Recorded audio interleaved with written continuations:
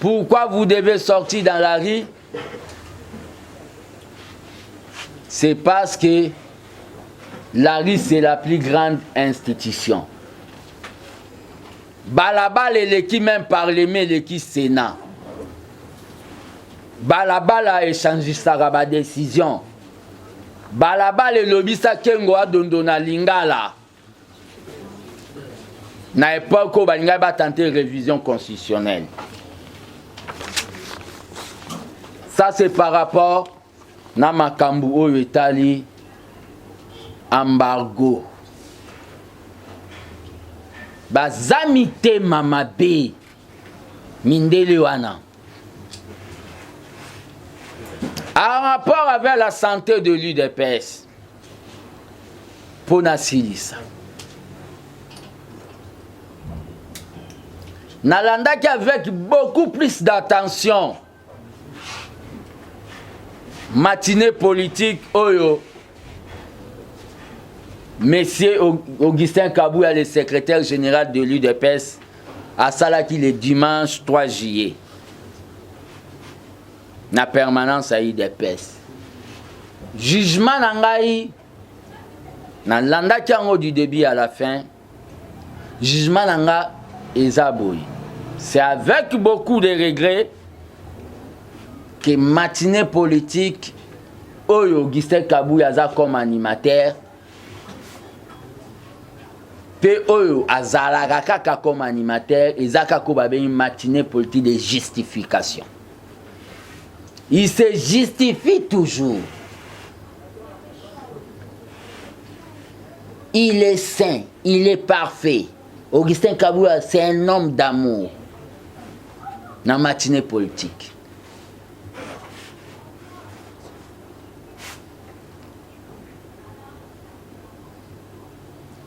Bah, secrétaire général nyonso, généraux nyonso baleka na IDPS basale lote. Augustin Kabouya yende le spécial. Yenda zo sala. Donc Moutanda, docteur Pongo ya liboso sale lote. Adrien Pongo sale lote, docteur Pongo. Alexis Moutanda sale lote. Rémi Massamba sale lote. Bruno Mavunga sale lote. Muntu oyo ye mo ami moni a soto bilan, ami sali bilan ki yende danger yenda sali Augustin Kabouya. Ok, mutu ami sala kaemo bilan te.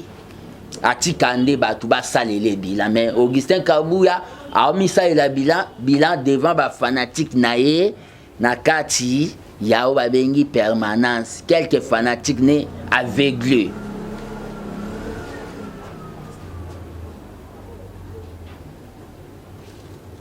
Alexis Moutanda aza parmi ba secrétaire général.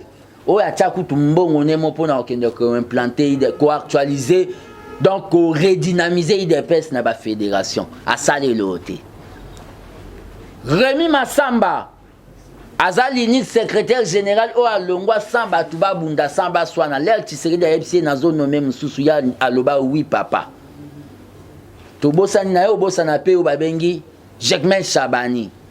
O a sali saba jeudi saint Germain Sabani pe a salé l'autre côté. Donc Augustin Kabouya yende a sala et loko. Donc yende fin.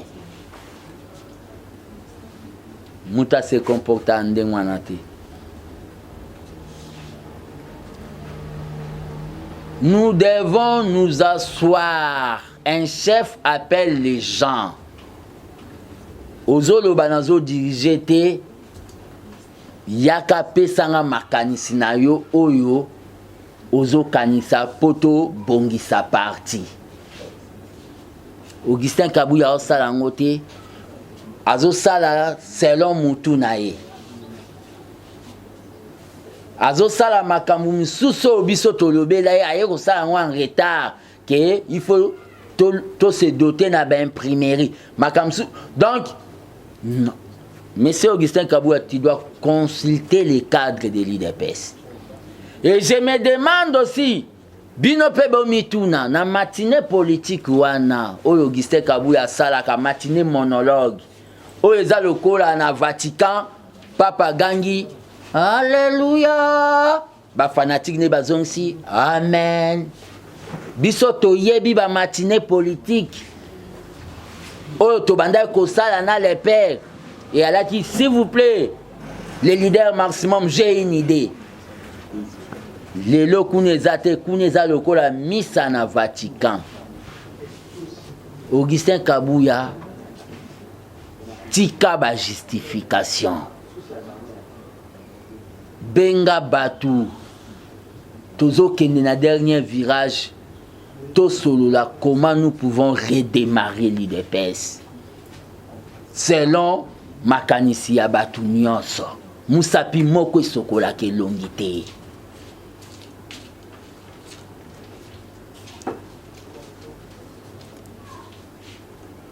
Ça ne sert à rien Kibonga komi beta tolo.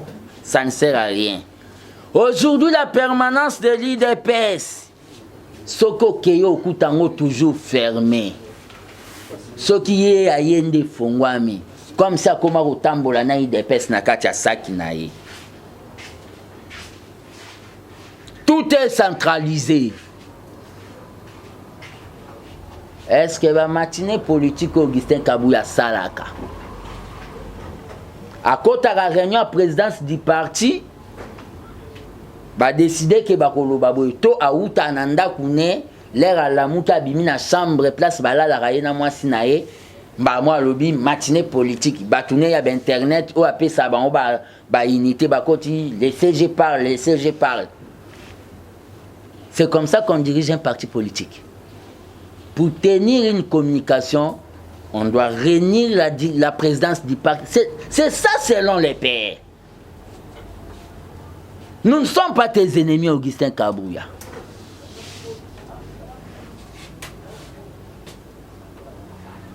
Nous voulons seulement sauver l'UDPS parce que Massou a l'UDPS et autres. Donc l'UDPS ne marche pas totalement comme un parti présidentiel, mais c'est Augustin Kabuya. Les lobes combattants vont se plaindre pour votre information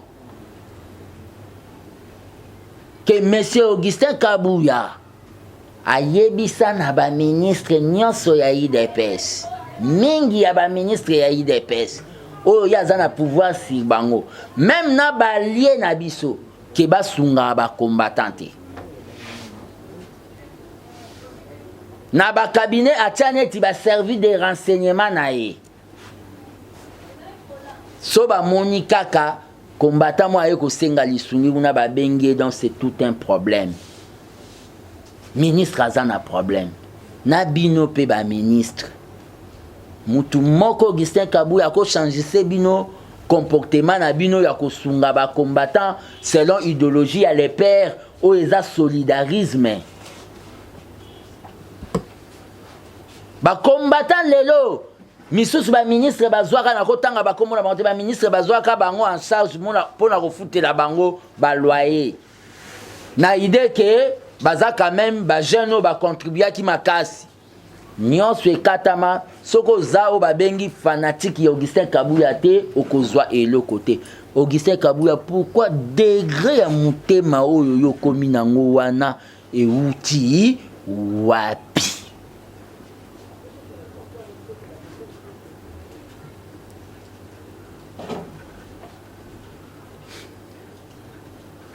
Chercher à rester à l'UDPS comme Moutanda. Chercher à rester à l'UDPS comme Jekmen Chabani, comme Rémi Massamba. Ne cherchez pas à sortir par là, la fenêtre comme Kabundi.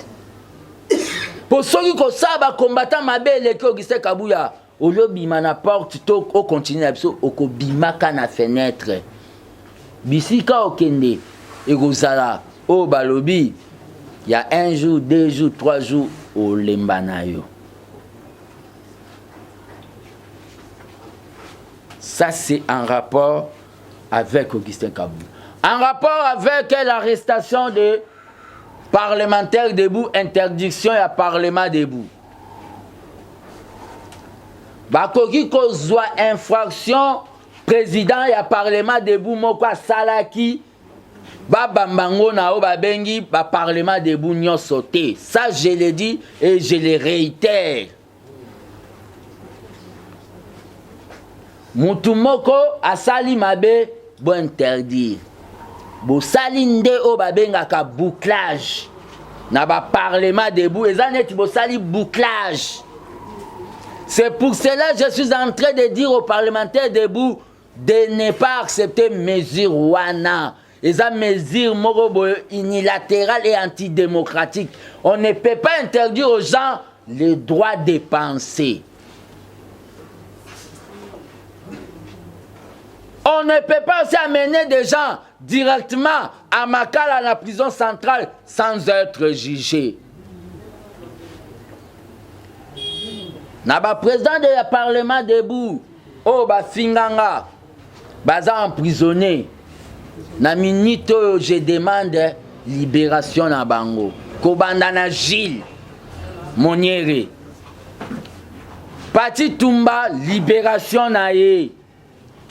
Parlement debout ezali oyo eloko Tshisekedi le père a créé ka innovation na lutte pour la démocratie. Oh ba Joseph Olengankoy babanda ko tambola na o ba bengi voiture décapotable ko sala réarmement moral pendant tous les jours. Boko ko ya ko bomangote monsieur Aselo. C'est une décision antidémocratique. À cet effet, tant que gardien du temple de la démocratie, et belé boyebi que en matière d'argent, je suis honnête. Botinda ba $1 pour Fati, mouta réclamate. Botinda bon on appelle sa papa mon a parlement debout lokele rai au genou vimbaka. Bo mon ande na pesa mbon. Botinda bon on appelle sa combattant mon handicapé na parlement debout ya président Neville. Ba image eza na ba réseaux sociaux. Na époque à Tshisekedi le père. Eza makambo Augustin Kabuya babosana. Nazo lancé à ce moment où babengi chaîne de solidarité na ba parlementaire debout nyonso bazali arrêté. Poto e bandeni ko soutenir bango, poto maintenir moral na bango na ba prison.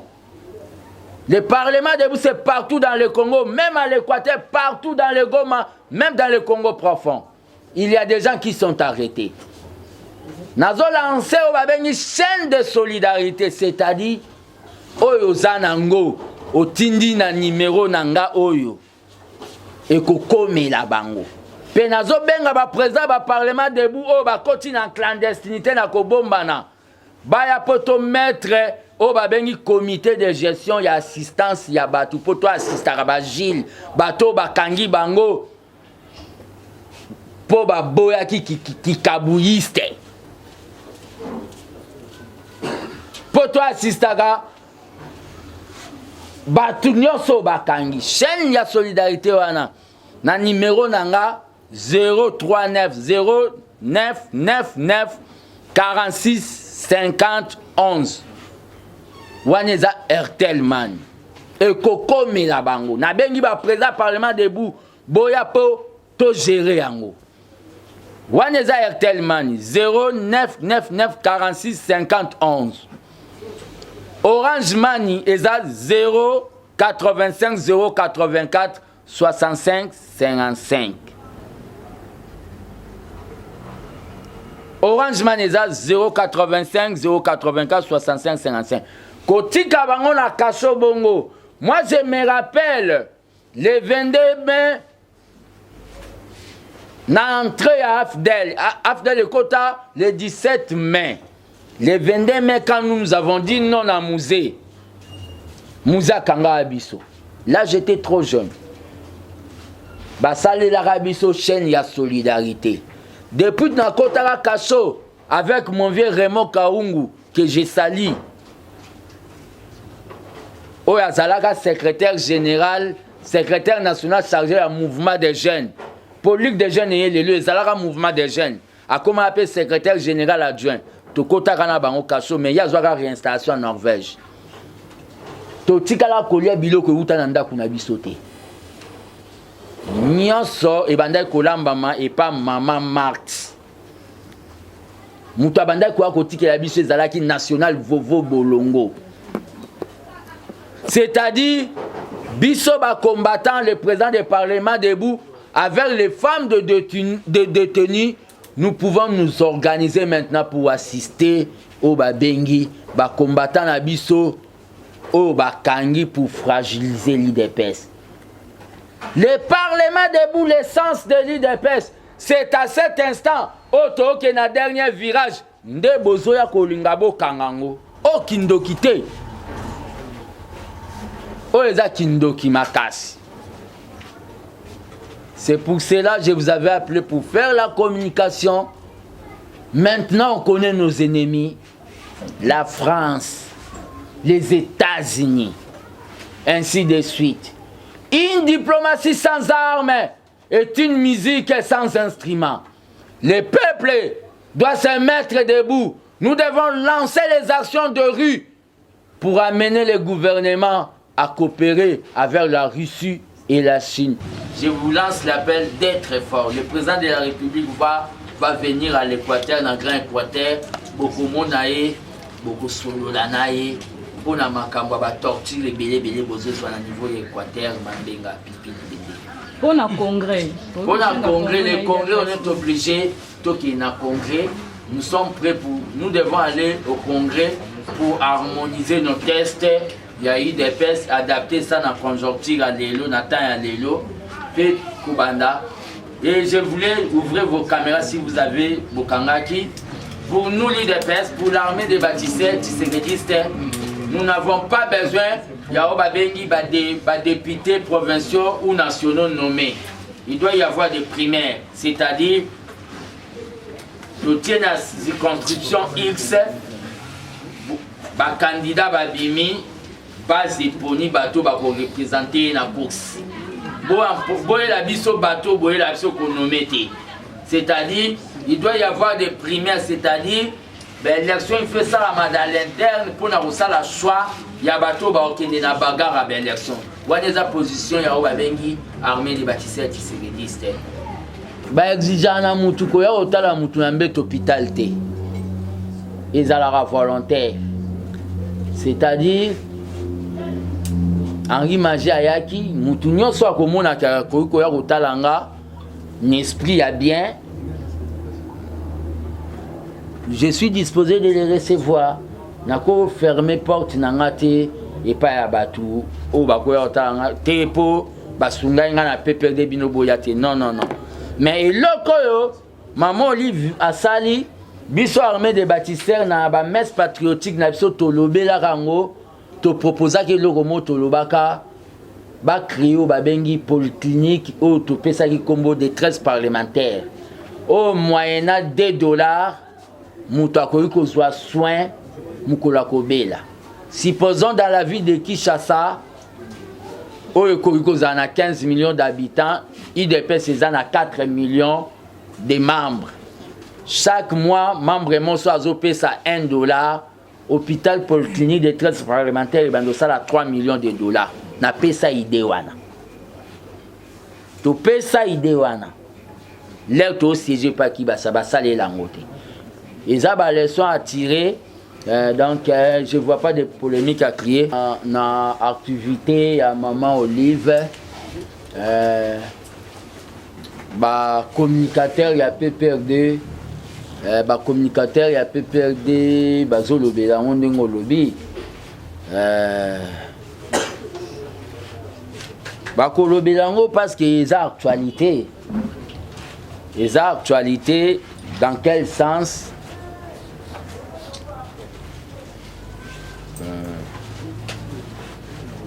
Kosala eloko ya bongo pe na ba standing ya international.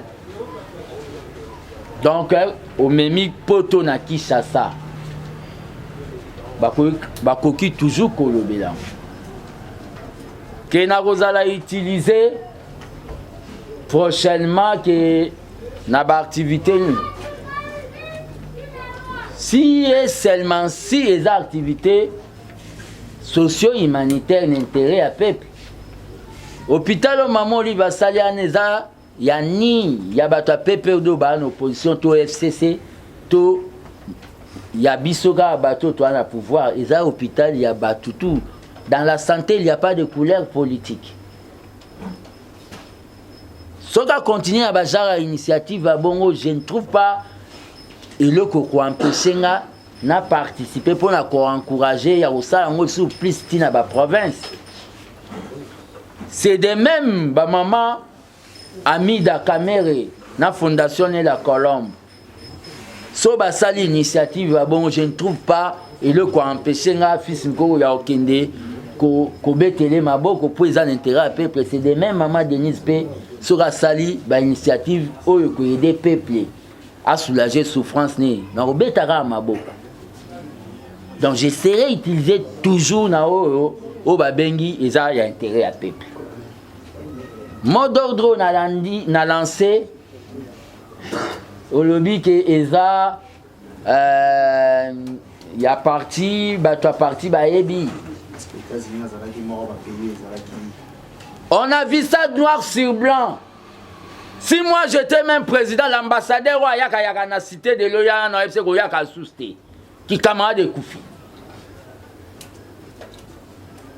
Bah là qui c'est noir sur blanc que balingi makile tangaka pona ba coltan na ba minéré na biso qui camarade ce que ça ni.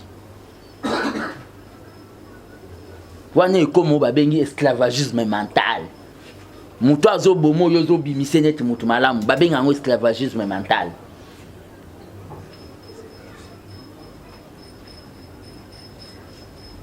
Fidel Castro Loba quelque part qu'il soit maudit un peuple qui attend les mots d'ordre des gens qui ont des cravates et des lunettes.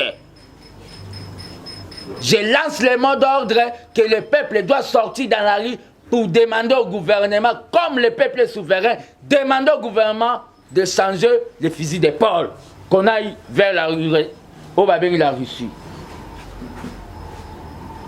Parce que toute diplomatie qu'on va faire, et ça est une musique sans instrument. Musique sans instrument. Et Simbati, on doit avoir les armes.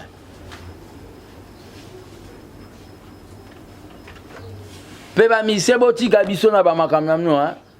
Tout le monde a fait place au boké pesa mbongo abo ba bo pesa na mamba est tout le monde ango.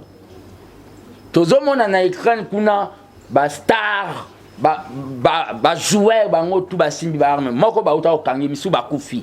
Boye la biso ba langage boye la biso te bolo ba na biso ke biso musana biso ezaka to robundaka na loembo non. Le moment où la guerre sera populaire comme avait dit Mouzé. Et ça terminera là où elle est venue, na Rwanda. Biso tout au Simba Minduki. Toko comme na prophétie à Mouzewana. Même il y a le monde qui tôt ou tard, mon peuple a découvert l'ennemi interne et extérieur. La prophétie n'est pas comme. Je dois vous le dire, vous les Occidentaux. Vous allez tirer des conséquences de ce que vous faites à notre peuple, avec ce que vous avez fait au niveau de votre conseil de sécurité là-bas. Vous avez tué Mouzé, vous avez tué Lumumba, parce qu'il avait dit, vous avez précipité Mobutu à la mort. Vous étiez contre Kabila quand il voulait revisiter le contrat minier. Sachez que si vous tuez même le président de la République aujourd'hui, même si vous me tuez, mais si vous tuez aujourd'hui, quand vous avez le plan de tuer le président de la République, parce qu'il veut défendre la patrie, il y aura beaucoup de Félix Tshisekedi qui vont naître, comme il y en a eu avec Lumumba, beaucoup de Lumumbistes.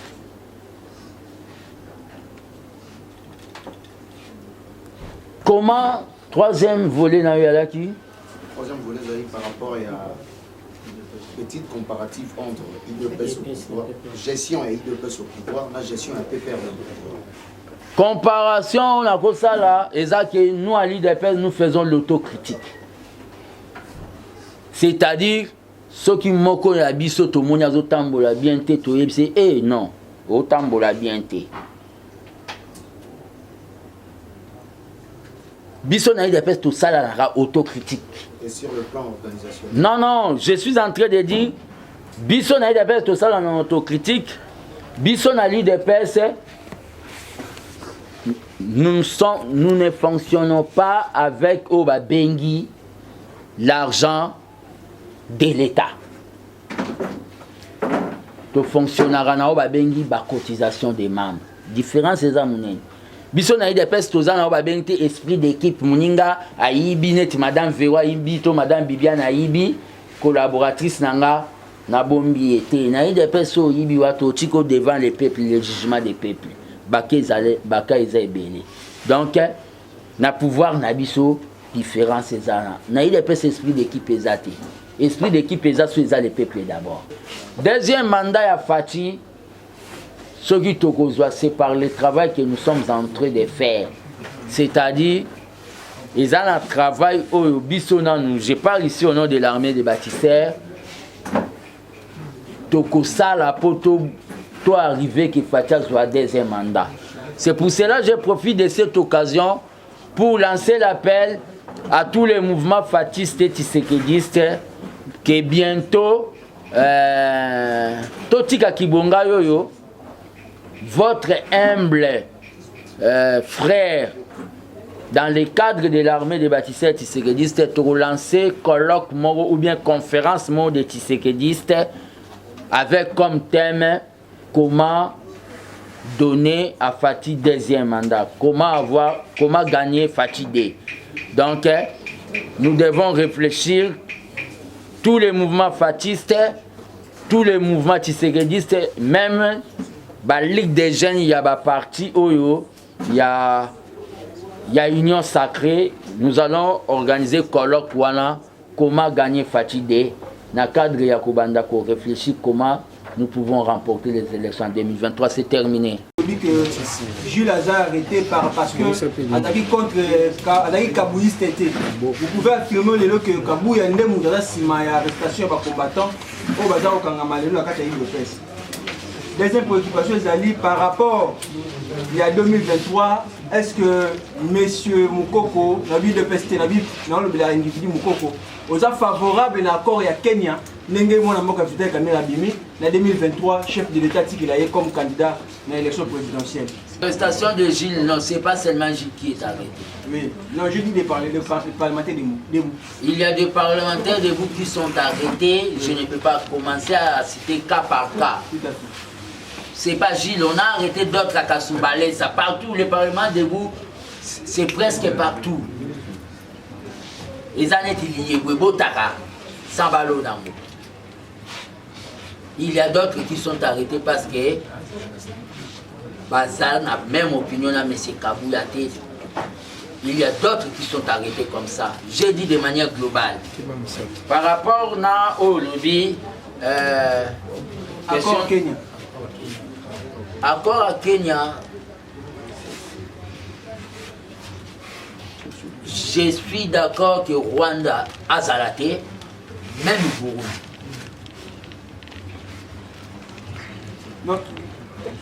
Et accord, nos accords de Nairobi. Tout à fait. Accord cash. Donc, dans les. Bon, je me suis un peu. La cotine de Nalilo. Dans l'accord à Nairobi, Dengue Basalaki. Entre le président Félix et Vital Kamerhe, nous sommes des légalistes. Nous sommes des légalistes. Dans les accords là, on doit laisser l'État en temps. Toti Katoko a fait un mandat. Soto comme il a fait un mandat, bango mi balo basalaki bakor wana peut-être na sile bakutana balobelaki. Bakoya ko fixer biso ndenge nini lobby ekozala pongana tozala na nayo donc toti qu'il a les deux leaders ya cash o babengi Fati vite l'air ba osala bilan ya 5 ans oyo biso topesa ki bango ba voix na biso ba ko décider de l'avenir ya bakor ya nayo réponse na ko répondre ya mwana donc biso to bando baté ki on est nini aux Alaraté na Nairobi, les affaires, il y a des frères, Félix Tshisekedi et Vital Kamerhe, un point très. Madame. Merci beaucoup, cher Bakayamba. espace Grand Équateur TV. Parlement de vous, il y a Équateur, Bazo Kanga Bango, trop, Baza vraiment la prison. Et belé. Yango Balobi, est-ce que moi, ils étaient, Baroko Senga Congrès, na IDPS, pour Bazo Kanga Bango Makasi, Basa de l'Oroté, Baza en prison. Donc, pour le Parlement de vous, il y a IDPS, Équateur, on a Pessibino d'avoir beauté. Je suis d'abord étonné qu'un gouverneur qui venait d'adhérer à l'IDPS, Bobo si c'est qui là, mais c'est Bobo, qui venait d'adhérer à l'IDPS, mais qui continue toujours avec la mentalité. Pour chasser, même avant mesure, il y a Messiassé, le mesure on a bien antidémocratique. Au bandega pour chasser au babengi parlementaire de vous devez cesser avec comportement. Excellence, messieurs les gouverneurs, nouvellement membres de l'IDPS, non au niveau des cellules, mais directement parachutés. Hein? Je demande aux parlementaires debout d'être forts. D'être fort. Mesure wana telmeza antidémocratique. Le lot, attends le lot longo et le bégolo. Il faut avoir au babengi ténacité à Tshisekedi les pères. Je vous lance l'appel d'être fort. Le président de la République va venir à l'Équateur, dans le Grand Équateur. Beaucoup de monde beaucoup de sololanae. Pour la makambo, torture les bélés bozos sur le niveau Équateur, Mambenga, pipi, Pour le congrès. Pour le congrès, les congrès, on est obligé, tout qui est un congrès, nous sommes prêts pour, nous devons aller au congrès pour harmoniser nos tests. Il y a eu des tests adaptés ça dans la conjoncture à l'élo, Nathan à l'élo, et Kubanda. Et je voulais ouvrir vos caméras si vous avez vos kangaki. Pour nous, l'IDPS, pour l'armée des bâtisseurs, tisséguédistes, nous n'avons pas besoin. Il y a des députés provinciaux ou nationaux nommés. Il doit y avoir des primaires, c'est-à-dire le tien à circonscription X, les candidats Babimi, base poni bateau pour représenter la course. Boye la biso bateau, boye la biso nommé. C'est-à-dire, il doit y avoir des primaires, c'est-à-dire, l'élection, il fait ça à l'interne pour nous faire le choix. Il y a bateau qui est dans la bagarre à l'élection. Il y a des positions, il y a une armée des bâtisseurs qui se rédisent. Je n'ai pas le pouvoir. Si le président voit comme il est acquitté, il peut les nommer. C'est le pouvoir du président de la République. C'est le pouvoir du président de la République. Il voit qu'il est pour toi atterrir. Na bandana mutoto bandara nena sukisana et na omoni longa na okelo bana fatité sur le plan juridique. Pour na mamba otuna so fils mgogo constant, moi je suis pas caméléon. Les gens que vous voyez à mes côtés, nous sommes restés constants pendant tout le pouvoir. Fils mgogo avait dit qu'il ne va pas travailler pendant les 5 ans, le premier mandat de Félix, pour observer au Babengi évolution et à pouvoir. Ndenge bateau bazali banda ya stade bamona boccasion abi constater les erreurs et les dénoncer. Demandez-moi quel jour quand il y a eu le remaniement, je suis allé demander le boulot. Je suis resté toujours dans séance été dans le parlement debout avec l'armée des bâtisseurs. Je suis constant. C'est pour cela les autres m'ont appelé Tshisekedi du Nouveau Testament. Comme on a une signification. Aujourd'hui, tu dis que Kabila réconcilie. Le mal du Congo, est-ce que vous allez le mal du Congo, c'est M. Kabila. Mais j'ai eu à vous expliquer le M. Kabila que j'ai dit, comme tu sais que le père disait, le mal du Congo, c'est Mobutu. Mais ce n'était pas Mobutu, mari de Bobila Dawa. C'était le Mobutu système. Le mal du Congo, c'est Kabila, c'est le kabilisme. Même Kabila ndenga zana na Kingakati. Akamwa batu misusu ndenge bayiba na mboko atuna comment il a eu à détourner. Ezana batu misusu bakamwisa Kabila na degré pe na perfection ya vol. Kabila s'est étonné. Au sentiment que a bouki pompe ça sans pitié. Kabila pas kamwa.